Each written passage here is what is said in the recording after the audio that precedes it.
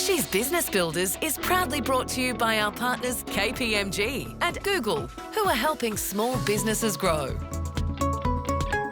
Coming up on Kochie's Business Builders, why play is important to business success.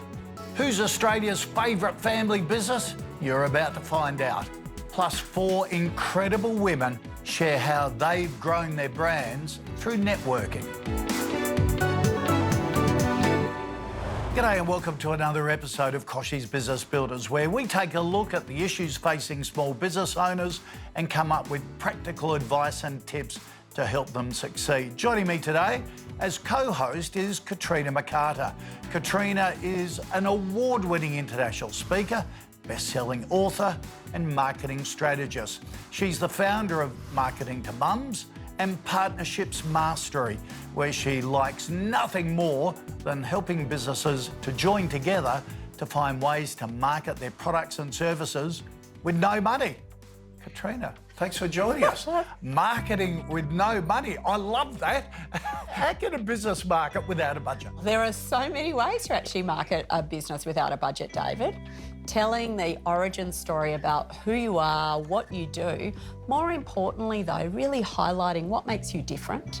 And digital and social is so much more powerful now than just writing about yourself. It's sort of, you're almost sharing your sense of humour, your values. Yeah, absolutely, because subconsciously, a prospective customer is actually thinking and looking at, hey, do our values match? Do we see the world the same? Is this someone that I want to support and transact with? That is great advice, Katrina. Thank you for that. But in the meantime, you know more than most about the power of Google Ads and SEM to get a business noticed. Well, we visited Bulk Nutrients in the rural town of Grove in Tasmania to see how they're reaching the rest of Australia through their search marketing.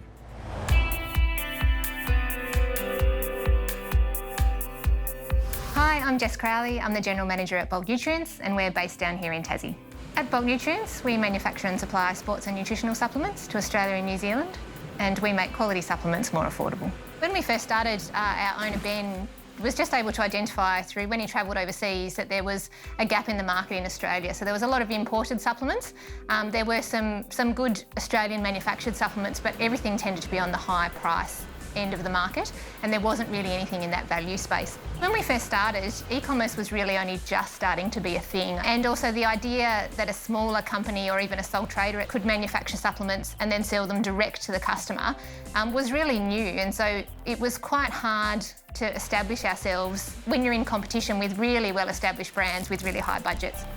In the really early days, we used Google Ads with really small budgets. So we were very frugal. We wanted to make sure that the money that we had was really effective. So we started off with a budget of like $10 a day for Google. And then as our product suite grew and we started to have more products, we might add more budget. The great thing was that we could pretty instantly see whether it was working or not. Compared to some other forms of media that might be more broad or less trackable, if we started a new ad set, started to target people that typed buy WPI Australia, we could pretty quickly see, if we came up first, you could see that our products were great value when people would click that ad and then purchase. So one of the great things about conversion tracking, particularly for us in the e-commerce space, is we can see when a customer clicks on a link and then what they do after that. So whether they purchase a product or they might download some content.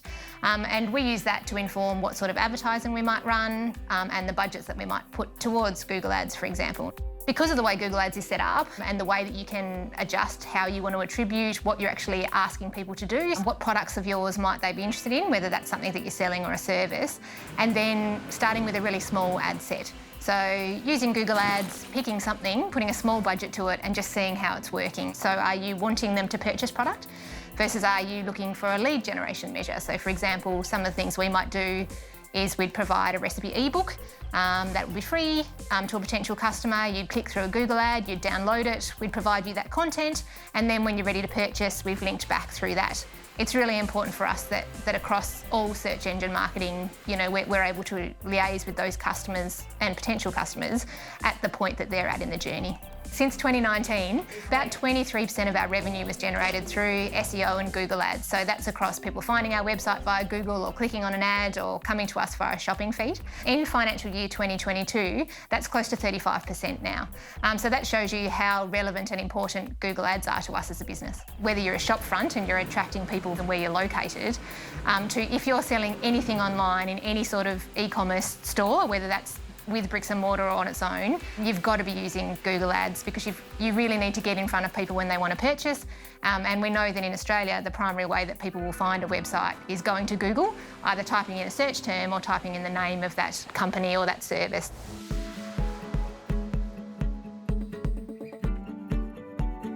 Welcome back to KBB. Now, according to the New York Times, there are a number of benefits of play for adults, including improved stress management and an increase in our overall well-being.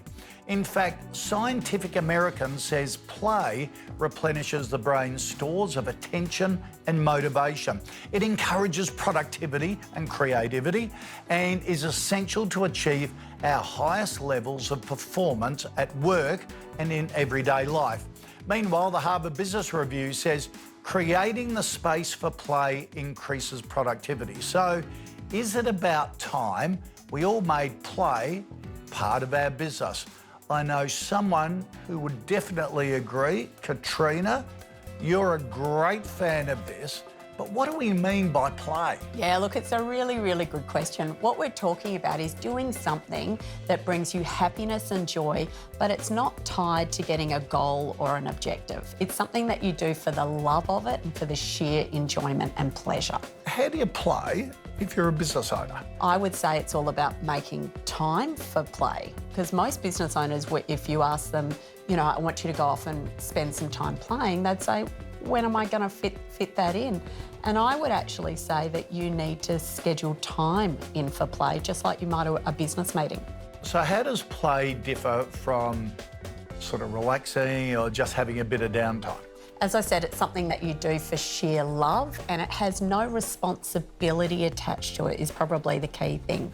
And it comes back to I bang on about this all the time. You as a business owner are the most important asset in your business. Absolutely, it's about mental health. I'm actually involved, I've collaborated with a number of other small business leaders in Australia right now. We're undertaking a study of small business owners, and one of the areas that we're looking at is actually their mental health. And the early results, we've only just launched this out to market, is that a lot of small business owners over the last 2 years have experienced poor mental health. Increasing your play really looks after your mental and physical well-being. It can be a winning strategy for business. Yep. Katrina, you've motivated us all. Thank you for your insights on that. Really appreciate it. Next up, one of our regular KBB marketing minds, Samantha Diebeck, explains how she uses email marketing and personal branding to grow a business.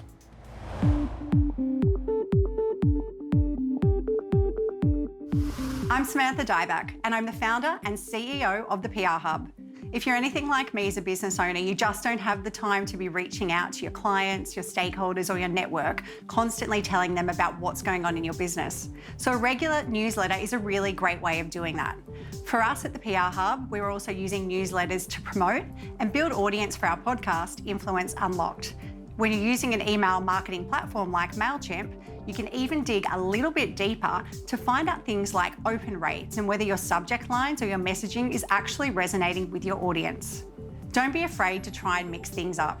Newsletters can be a really great way to get lots of really good information out there about your business. But when you're doing that, have a think about other things you can add in. As an example, if you're a fashion brand, why don't you look at creating a beautiful lookbook including your fashion and additional styling accessories? And finally, don't be afraid to put yourself out there. I know for me personally as a business founder, it took a few years for me to accept that, personally, I need to be in our marketing and PR promotions. But as I advise my clients, an authentic, expert voice is so important for selling your brand. It doesn't mean you have to be sending constant newsletters with your face on it. But think about thought leadership, and from time to time, you can share some of that with your audience. You never know, you might be surprised. Your customers may love coming on your journey.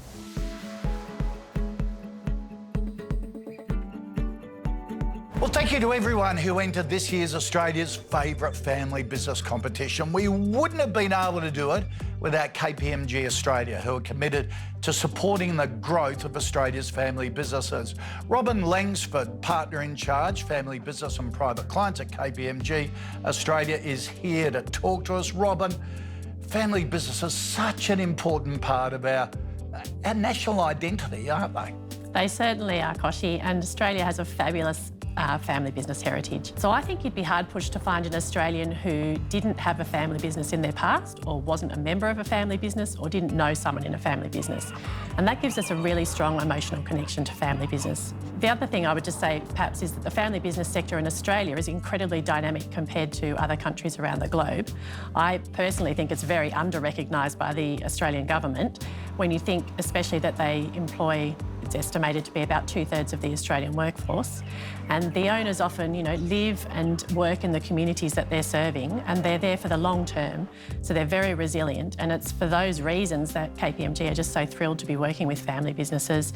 We're really proud of our family business clients, and why I think shows like yours are really important to keep putting the spotlight on what is a really important foundation in the Australian economy. Robin, thanks so much for supporting Australia's favourite family business. Our pleasure. Good on you. Good to see you. Now let's meet the winner as voted by you.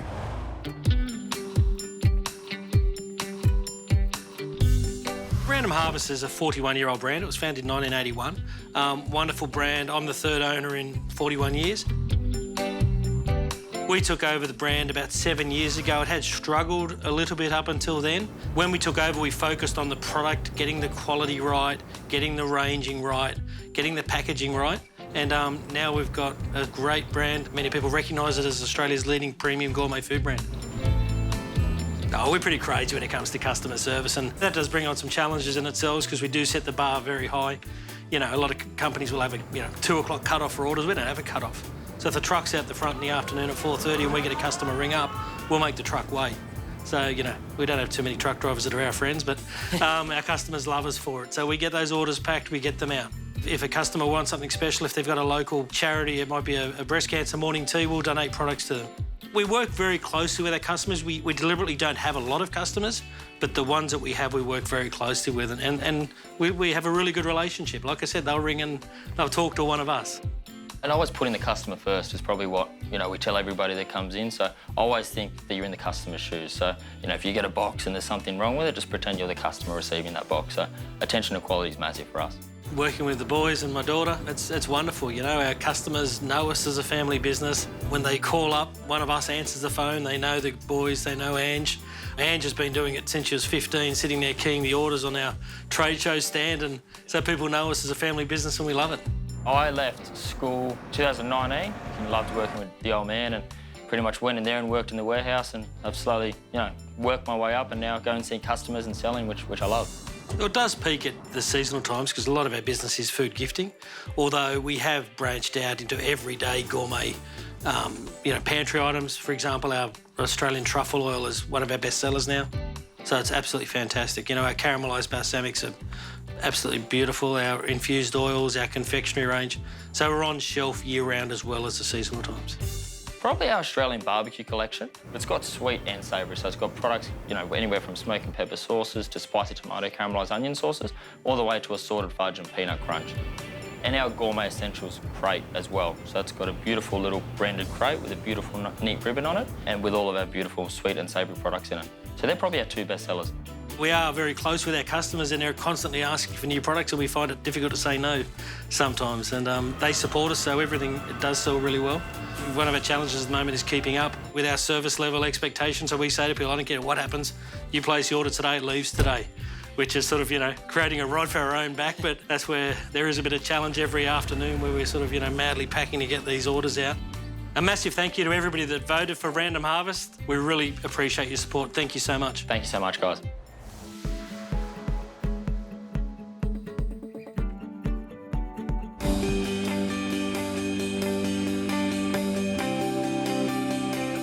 Look, I think honestly, to begin with, I kind of shied away from working with just the female network. There wasn't really anywhere for female entrepreneurs who were in the tech industry to really connect. It wasn't actually until I lent into it, though, that we found our first investment from 2 female syndicates and really started pushing that way and becoming part of the narrative of, you know, what it means to be a female founder in the startup ecosystem. I found that to be really important to connect with other women in business, because if you're not in business, you don't understand the cost of business. But more importantly, as a mum and as a daughter and a sister, and especially a community person, I need to have people who understand the cost, my cultural backpack cost, but my mother cost of actually investing what I do in business. It's so important to connect with other women in business to help each other succeed. I mean, just from sharing stories, tips, and there are unique challenges that come with being a woman in business, and to be able to share those is really, really amazing and helps so much in building confidence and just having a camaraderie of women around you. Connecting with other women in business is vital for success, and especially my success in inspiring red birds. There's a huge underground connection of women all over the world, and there is such an unspoken rule about helping each other unconditionally, and I love being a part of those networks. Now, back in 2020, we helped Parisian-inspired linen brand French Consul find their feet. 1 year on, we're catching up with the co-founder to see how they're travelling.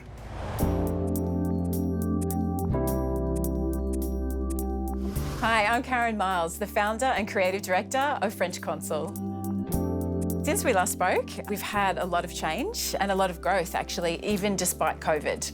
Our big plan was to expand into the US. That didn't go to plan. We did hire somebody over there, like an agent, who helped us pitch to different companies that would really suit our brand, different retail stores. And then COVID hit. So expansion into the US has had to be put on the back burner, and we've really just focused on what we do best, actually, which is Australia and New Zealand.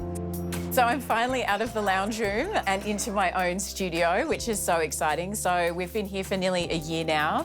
I underestimated how wonderful it would feel to be out of the house and to have my own dedicated, organised space, and to have more space, actually. So that's been a really, really good move for us. One of the biggest pieces of advice that I received last time I was on the show was to systemise.